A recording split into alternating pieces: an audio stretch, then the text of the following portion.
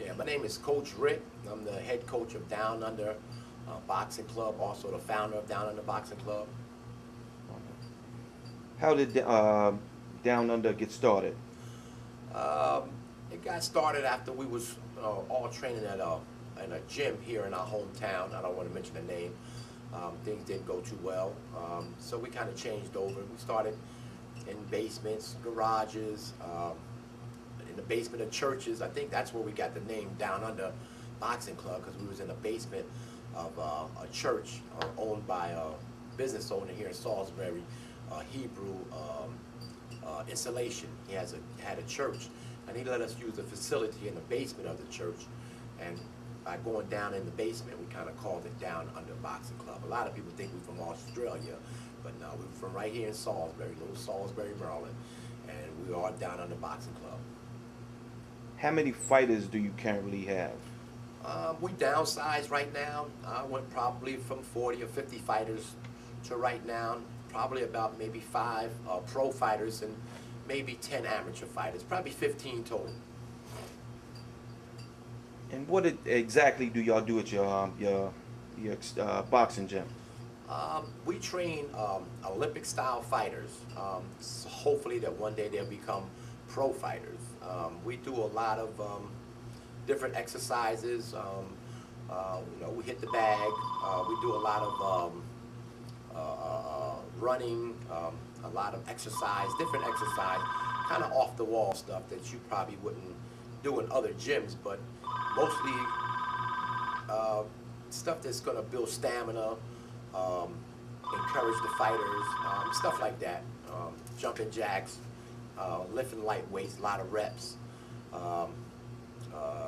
sit-ups, push-ups, dips, light arm work, light back work, light shoulder work, a lot of light stuff. We do light weights, but we do a lot of reps. Everything we do. If we do push-ups, we probably push 1,000. We do sit-ups, we probably push 1,000. Everything we do by the clock. 2 minutes to 3 minutes per session. Okay. Could you tell us how long you've been coaching? Probably now, here in Salisbury, maybe 12 years. Overall, probably about 20. Now, are you coaching amateur fighters or amateur and pros? Well, we start off with amateurs. Every pro that I have, I'm the only one that's trained them. They all started with me. We start them off in amateurs, try to get them the amateur record build up. Some of the guys start the gym young, as young as 5 years old. Some of them start old as 29, 30 years old. It makes a difference if you start young. Yes, you get way more experience. By the time you're a grown man, you already got 5, 6, 7, 8, 9 years experience. But some of the guys that didn't start young, they start older. We kind of work with them a little closer, push them a little faster, because their time is starting to run out. So we got to kind of get them where they got to be faster than a person that can come along longer because he's been in the game longer. Now I'm starting to hear talk about in this area about a fighter by the name of they call him the OC Bomber, Joshua Snyder. Is he one of your fighters as well? Oh yes, yes, yeah. Josh is one of my fighters. If you want to know, like so many others, is he the truth? Yeah, he's the truth. That was my next question. Josh is what we call a beginner. He's still a little green in the pros. He only had like 5 amateur fights. Did well in the amateurs when he was fighting. Turned pro earlier than he should. But the mix-ups that we have with him and the things that we're doing with him, we're pushing him a little faster than record pace. Of course, Josh has only been in the game 2.5 years total. He only has 4 amateur fights, 5 amateur fights, and 12 pro fights, so 17 fights in all. But what he does have is a lot of courage, a lot of determination, a lot of will. His ability to train and to learn is phenomenal. He's one of the best guys I probably ever came in contact to train. Josh Snyder is ranked 17 right now in the United States. I think he's in the low hundreds, in the world. For a fighter that's only been in the business for 2.5 years total, that's phenomenal. He's already beaten 5 undefeated fighters. We're starting to call him the record breaker instead of the OC Bomber. But yeah, Usually it takes me about 5 years to get a fighter rounded where I can compete him with anybody. And 2.5 more years with Snyder, ain't nobody gonna be able to beat him in the middleweight. That's good. Now, I know a little bit about your son, Ricky Jr. Could you tell us a little bit about him as well? Yeah, he's my words, a little monster. Little Rick's been training since he was 5 years old. He started competing at the age of 8. He's probably won the Golden Gloves 5 years in a row, Silver Gloves about 5 times in a row, Junior Olympics the same. This is his last year. He's 16 years old. He's a junior jumper in school, so he's doing well in school too. He's graduating at 16, probably going to start college at 16. Already got his driver's license. He's doing pretty good for a 16-year-old in the way times is now, peer pressure and stuff like that. He's my little son. I'm proud of him. He's doing good. We're gearing him up for the Junior Olympics, and hopefully it's 2012 Olympics. He'll be around 20, 21 years old, rifle age, and if he keeps going the way he's going to be unstoppable in the Olympics too. This guy's for real. He's got a total package. You know what I mean? Rick, he's speed, power, and smarts all mixed in one. A well-rounded fighter. All the attributes that a champion needs. I have a couple more questions before we wrap this interview up, because I know you're a busy man, and you got your plate pretty full. But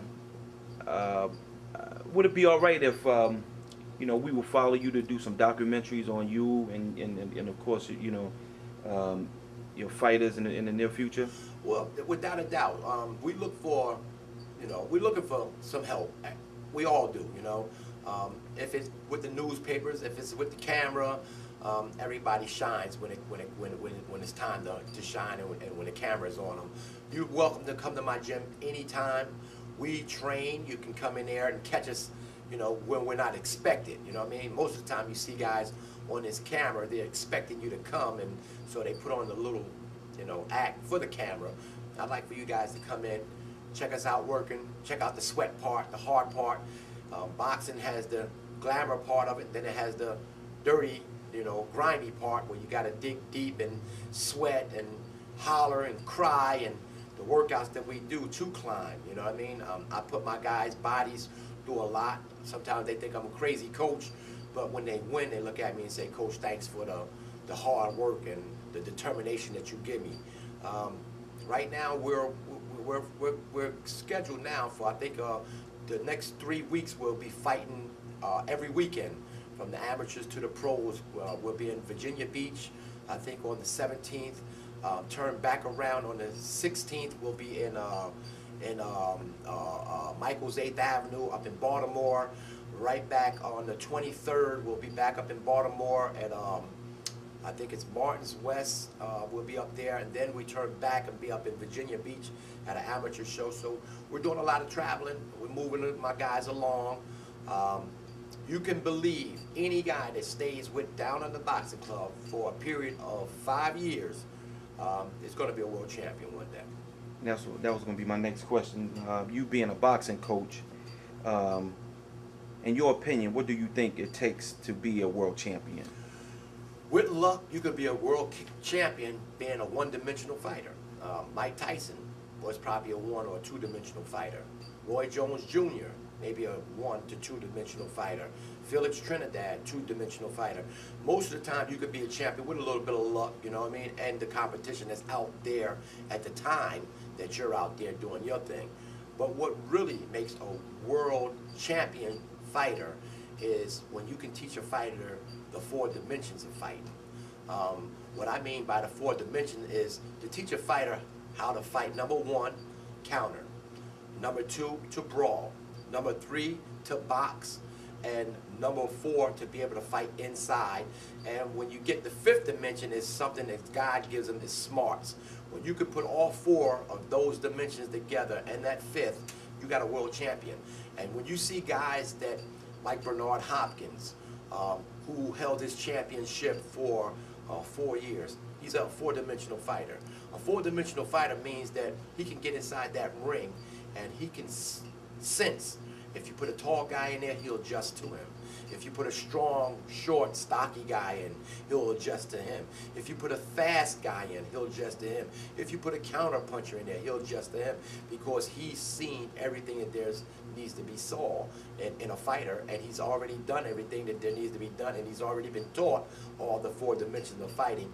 And that's how you become a champion, not for one day, but for 5 years. Not for one championship and win the belt, and then the next time you fight, someone takes it. A 4-dimensional fighter is going to hold his belt for years and years and years, until another 4-dimensional fighter that might be a little younger, a little faster, and might take that away from him. But that's what I believe in as a world champion needs to know, how to fight all 4 dimensions of fighting. And of course, boxing is probably 10% skill, 90% preparation.